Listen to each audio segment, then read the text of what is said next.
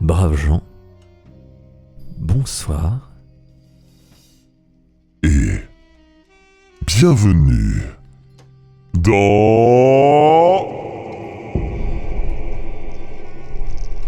Horrifiques Histoires.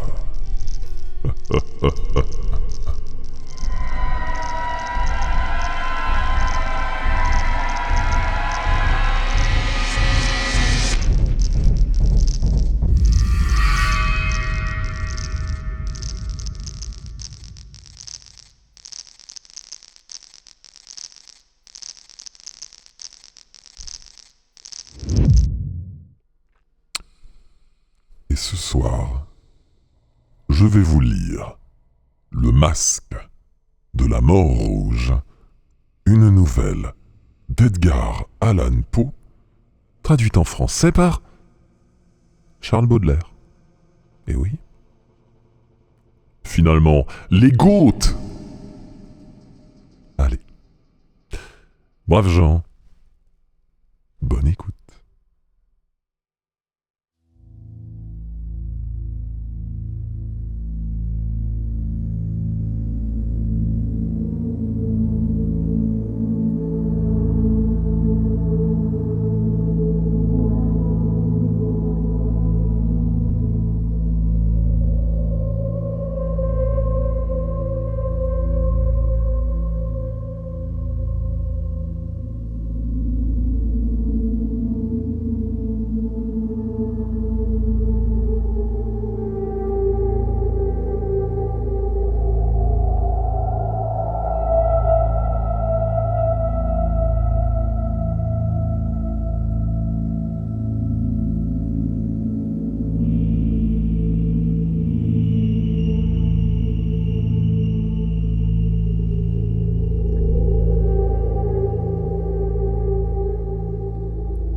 La Mort Rouge avait pendant longtemps dépeuplé la contrée.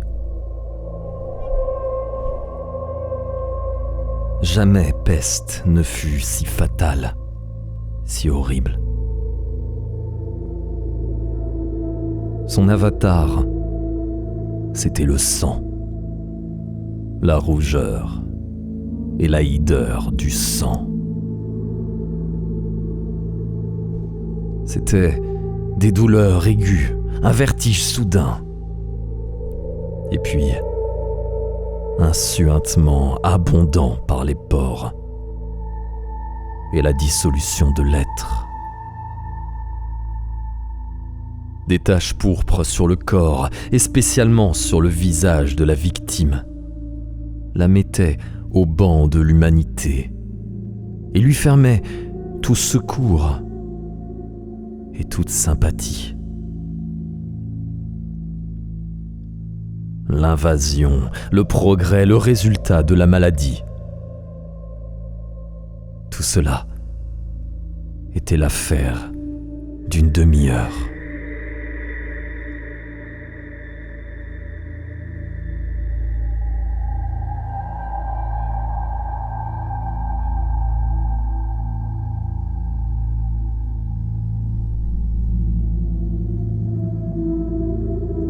Mais le prince Prospero était heureux et intrépide et sagace. Quand ses domaines furent à moitié dépeuplés, il convoqua un millier d'amis vigoureux et allègres de cœur, choisis parmi les chevaliers et les dames de sa cour, et se fit avec eux une retraite profonde dans une de ces abbayes fortifiées.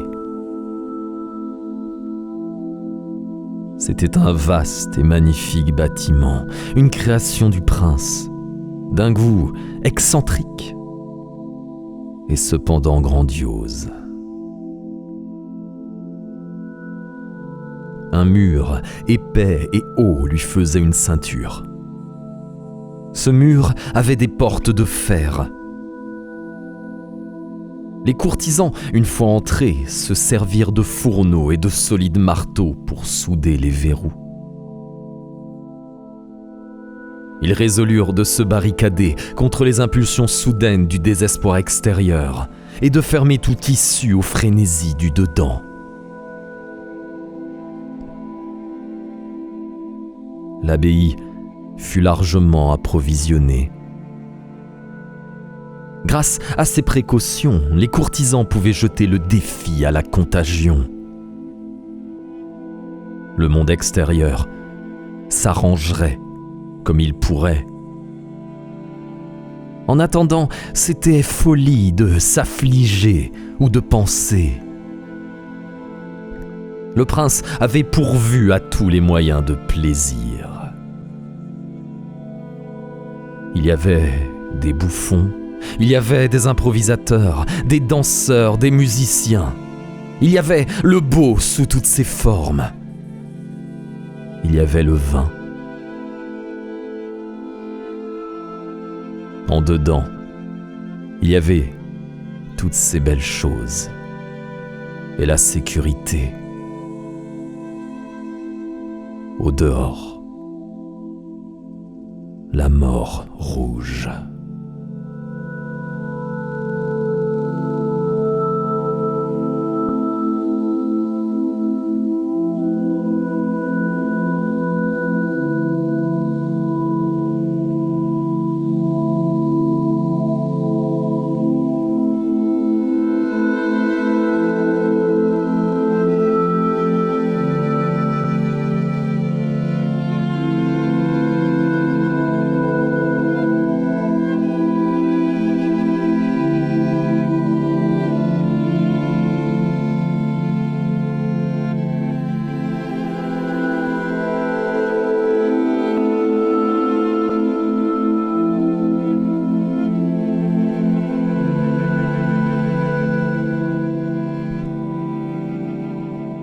Ce fut vers la fin du 5e ou 6e mois de sa retraite, et pendant que le fléau sévissait au dehors avec le plus de rage, que le prince Prospero gratifia ses 1000 amis d'un bal masqué de la plus insolite magnificence.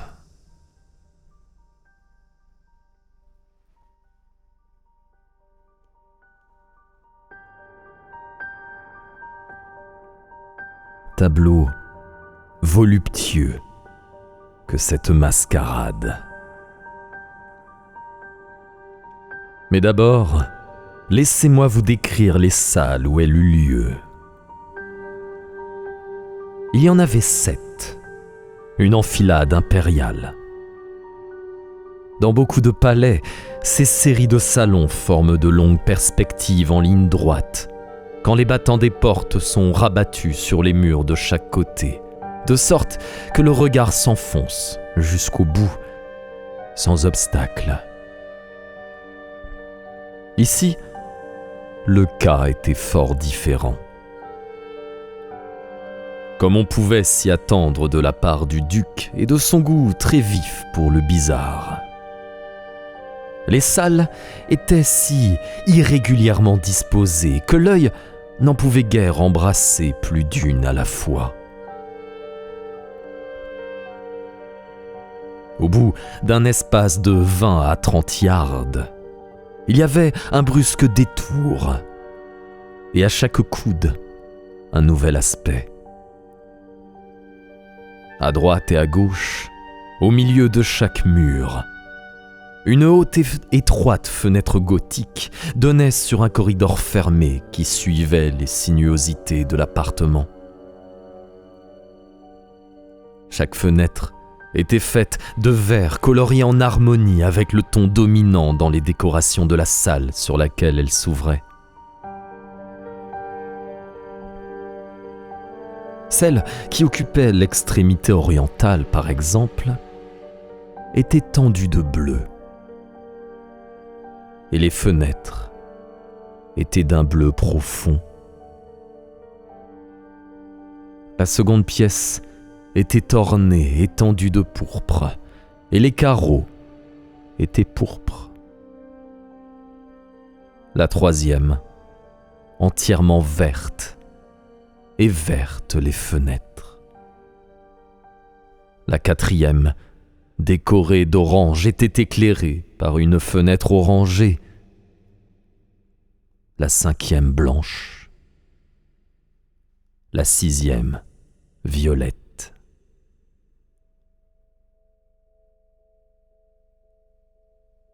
La 7e salle était rigoureusement ensevelie de tentures de velours noir qui revêtaient tout le plafond et les murs et retombaient en lourdes nappes sur un tapis de même étoffe et de même couleur.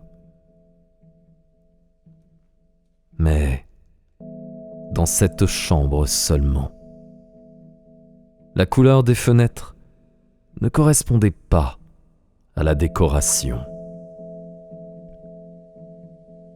Les carreaux étaient écarlates, d'une couleur intense de sang.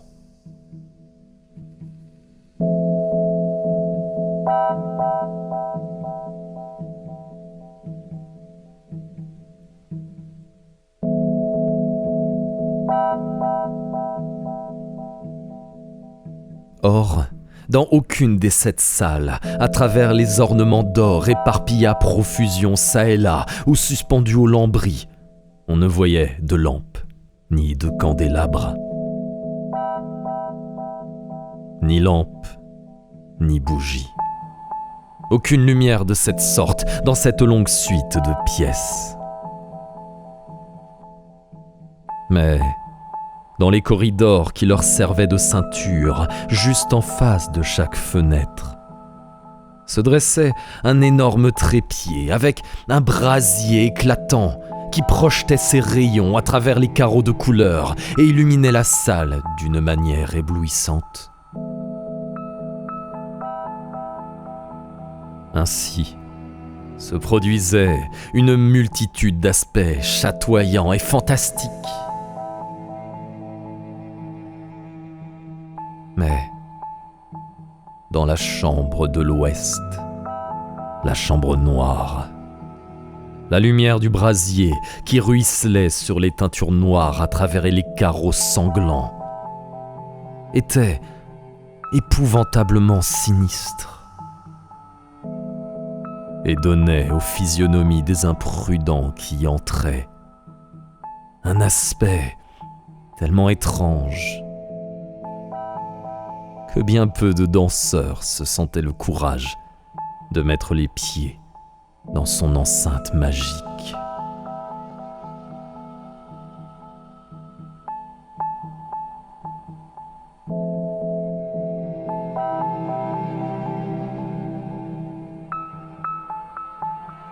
C'était aussi dans cette salle que s'élevait contre le mur de l'Ouest une gigantesque horloge d'ébène. Son pendule se balançait avec un tic-tac sourd, lourd, monotone. Et quand l'aiguille des minutes avait fait le circuit du cadran et que l'heure allait sonner, il s'élevait des poumons d'airain de la machine un son clair, éclatant, profond et excessivement musical. Mais d'une note si particulière et d'une énergie telle que d'heure en heure, les musiciens de l'orchestre étaient contraints d'interrompre un instant leurs accords pour écouter la musique de l'heure. Les valseurs, alors, cessaient forcément leurs évolutions. Un trouble momentané courait dans toute la joyeuse compagnie. Et tant que vibrait le carillon, on remarquait que les plus fous devenaient pâles et que les plus âgés et les plus rassis passaient leurs mains sur leur front, comme dans une méditation ou une rêverie délirante.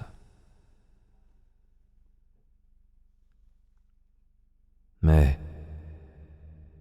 quand l'écho s'était tout à fait évanoui, une légère hilarité circulait par toute l'assemblée. Les musiciens s'entre-regardaient et souriaient de leurs nerfs et de leur folie, et se juraient tout bas, les uns aux autres, que la prochaine sonnerie ne produirait pas en eux la même émotion. Et puis, après la fuite des 60 minutes qui comprennent les 3600 secondes de l'heure disparue, arrivait une nouvelle sonnerie de la fatale horloge. Et c'était le même trouble, le même frisson,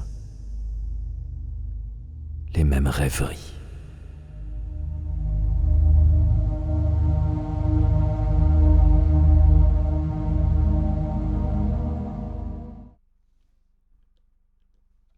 Mais, en dépit de tout cela, c'était une joyeuse et magnifique orgie.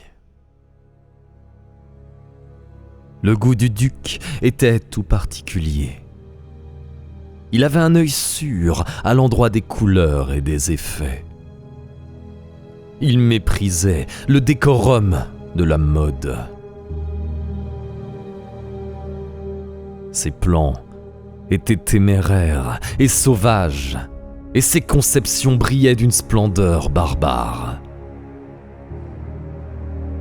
Il y a des gens qui l'auraient jugé fou. Ses courtisans sentaient bien qu'il ne l'était pas.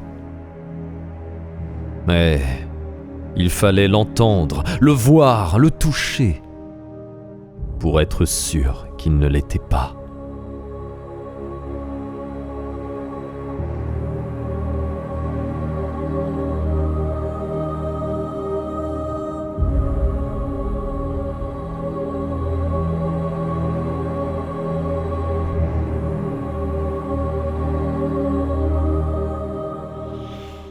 Il avait, à l'occasion de cette grande fête, présidé en grande partie à la décoration mobilière des 7 salons. Et c'était son goût personnel qui avait commandé le style des travestissements. À coup sûr, c'était des conceptions grotesques. C'était éblouissant, étincelant. Il y avait du piquant et du fantastique, beaucoup de ce qu'on a vu dans Hernani. Il y avait des figures vraiment arabesques, absurdement équipées, incongrument bâties, des fantaisies monstrueuses comme la folie.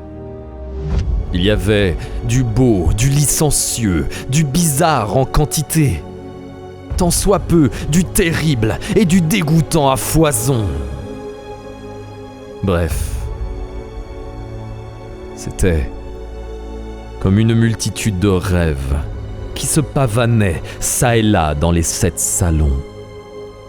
Et ces rêves se contorsionnaient en tous sens, prenant la couleur des chambres.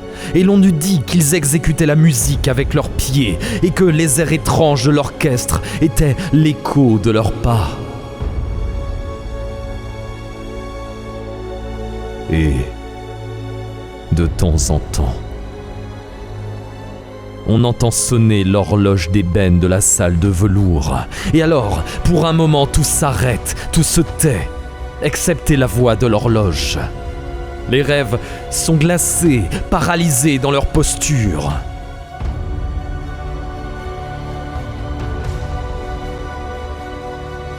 Mais les échos de la sonnerie s'évanouissent. Ils n'ont duré qu'un instant. Et à peine ont-ils fui qu'une hilarité légère et mal contenue circule partout. Et la musique s'enfle de nouveau et les rêves revivent. Et ils se tordent çà et là, plus joyeusement que jamais, reflétant la couleur des fenêtres à travers lesquelles ruisselle le rayonnement des trépieds.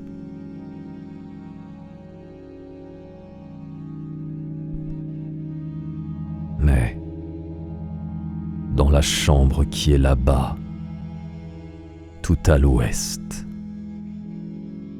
Aucun masque n'ose maintenant s'aventurer, car la nuit avance et une lumière plus rouge afflue à travers les carreaux couleur de sang. Et la noirceur des draperies funèbres est effrayante.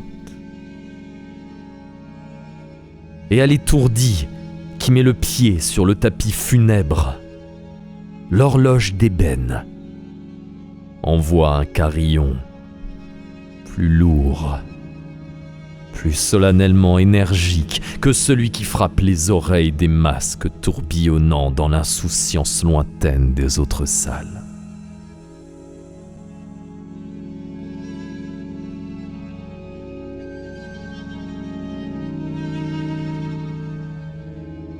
Quant à ces pièces-là,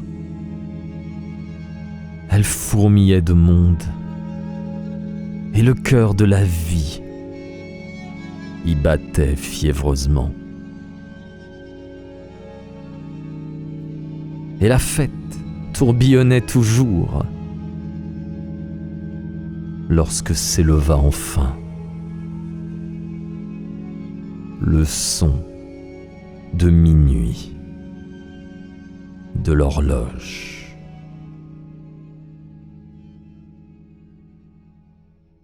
Alors, comme je l'ai dit, la musique s'arrêta. Le tournoiement des valseurs fut suspendu. Il se fit partout, comme naguère, une anxieuse immobilité. Mais le timbre de l'horloge avait cette fois 12 coups à sonner. Aussi, il se peut bien que plus de pensées se soient glissées dans les méditations de ceux qui pensaient parmi cette foule festoyante. Et ce fut peut-être aussi pour cela que plusieurs personnes parmi cette foule, avant que les derniers échos du dernier coup fussent noyés dans le silence, avaient eu le temps de s'apercevoir de la présence d'un masque qui jusque-là n'avait aucunement attiré l'attention.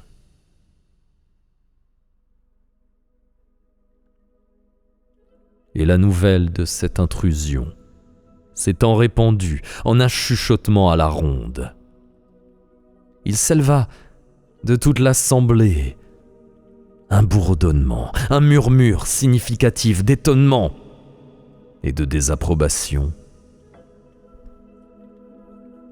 Puis finalement, de terreur, d'horreur et de dégoût.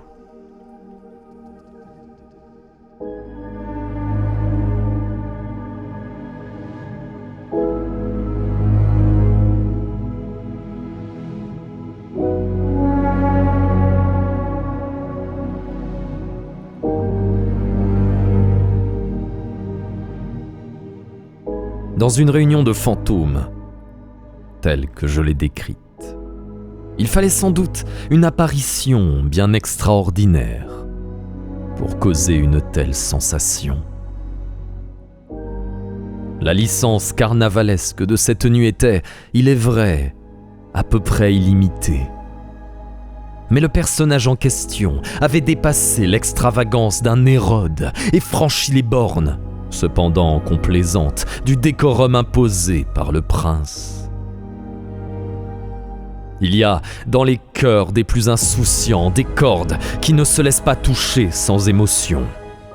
Même chez les dépravés, chez ceux pour qui la vie et la mort sont également un jeu, il y a des choses avec lesquelles on ne peut pas jouer. Toute l'assemblée parut alors sentir profondément le mauvais goût et l'inconvenance de la conduite et du costume de l'étranger. Le personnage était grand et décharné et enveloppé d'un suaire de la tête aux pieds. Le masque, qui cachait le visage, représentait si bien la physionomie d'un cadavre raidi que l'analyse la plus minutieuse aurait difficilement découvert d'artifice.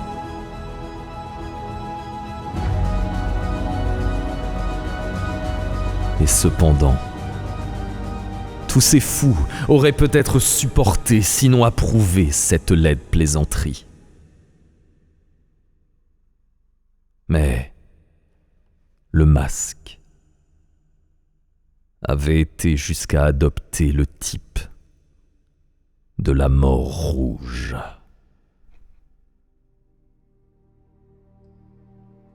Son vêtement était barbouillé de sang, et son large front, ainsi que tous les traits de sa face,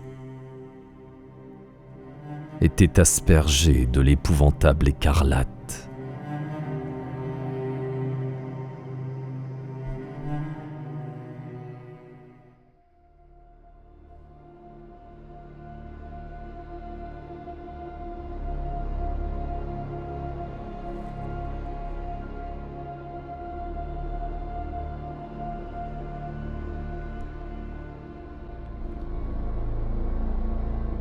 Quand les yeux du prince Prospero tombèrent sur cette figure de spectre, qui d'un mouvement lent, solennel, emphatique, comme pour mieux soutenir son rôle, se promenait çà et là à travers les danseurs. On le vit d'abord convulsé par un violent frisson de terreur ou de dégoût. Mais une seconde après, son front s'empourpra de rage. « Qui ose ?»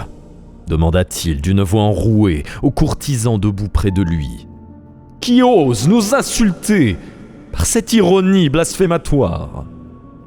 Emparez-vous de lui et démasquez-le, que nous sachions qui nous aurons à pendre au créneau au lever du soleil. »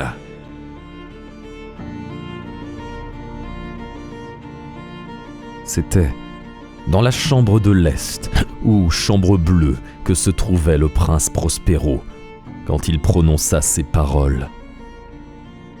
Elles retentirent fortement et clairement à travers les 7 salons, car le prince était un homme impérieux et robuste, et la musique s'était tue à un signe de sa main. C'était dans la chambre bleue que se tenait le prince, avec un groupe de pâles courtisans à ses côtés. D'abord, pendant qu'il parlait, il y eut parmi le groupe un léger mouvement en avant dans la direction de l'intrus, qui fut un instant presque à leur portée, et qui maintenant, d'un pas délibéré et majestueux, se rapprochait de plus en plus du prince.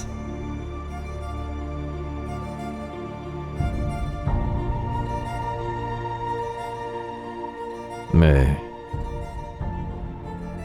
par suite d'une certaine terreur indéfinissable que l'audace insensée du masque avait inspirée à toute la société, il ne se trouva personne pour lui mettre la main dessus.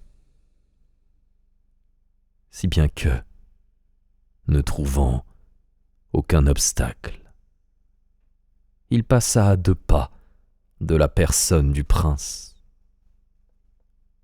Et pendant que l'immense assemblée, comme obéissant à un seul mouvement, reculait du centre de la salle vers les murs, il continua sa route, sans interruption, de ce même pas solennel et mesuré qu'il avait tout d'abord caractérisé, de la chambre bleue à la chambre pourpre, de la chambre pourpre à la chambre verte, de la verte à l'orange, de celle-ci à la blanche, et de celle-là à la violette,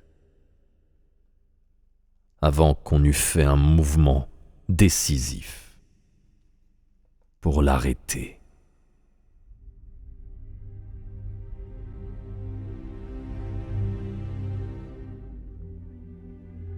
Ce fut alors toutefois que le prince Prospero, exaspéré par la rage et la honte de sa lâcheté d'une minute, s'élança précipitamment à travers les 6 chambres où nul ne le suivit. Car une terreur mortelle s'était emparée de tout le monde. Il brandissait un poignard nu et s'était approché impétueusement à une distance de 3 ou 4 pieds du fantôme qui battait en retraite. Quand ce dernier, arrivé à l'extrémité de la salle de velours, se retourna brusquement et fit face à celui qui le poursuivait.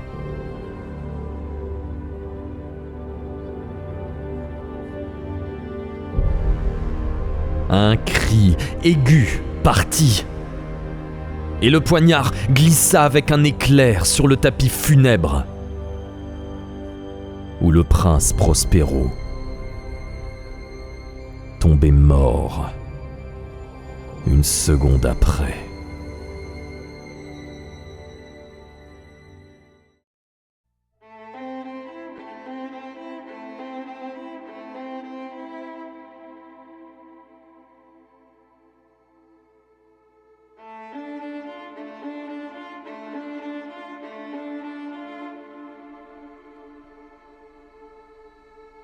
Alors, invoquant le courage violent du désespoir, une foule de masques se précipita à la fois dans la chambre noire.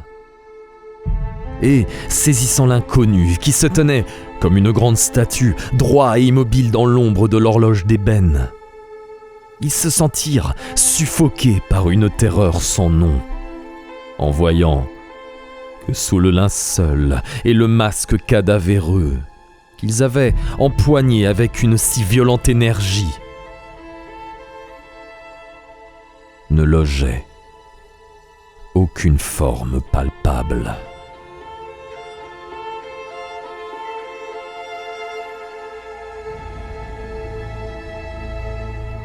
On reconnut alors la présence de la mort rouge.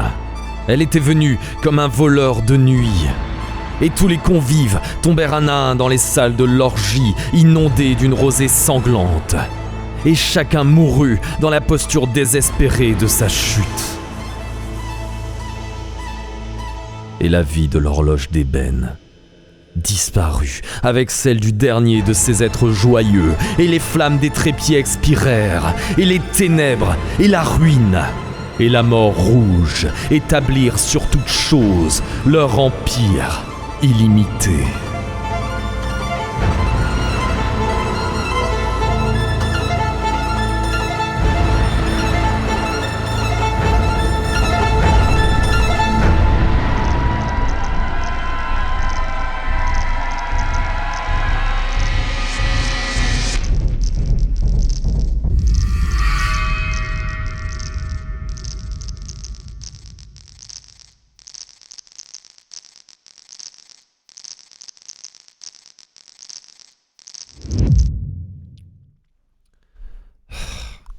On aura souffert pour avoir cette fin, hein. C'est chaud, hein. Et non, il n'y a même pas de perte de paquet, c'est mon ordi qui souffre. Voilou.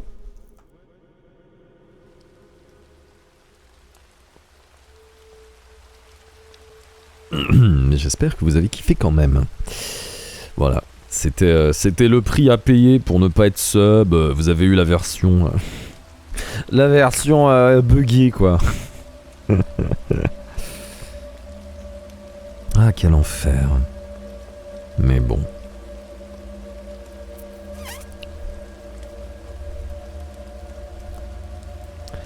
Voilou, la première histoire de ce soir. Voilà.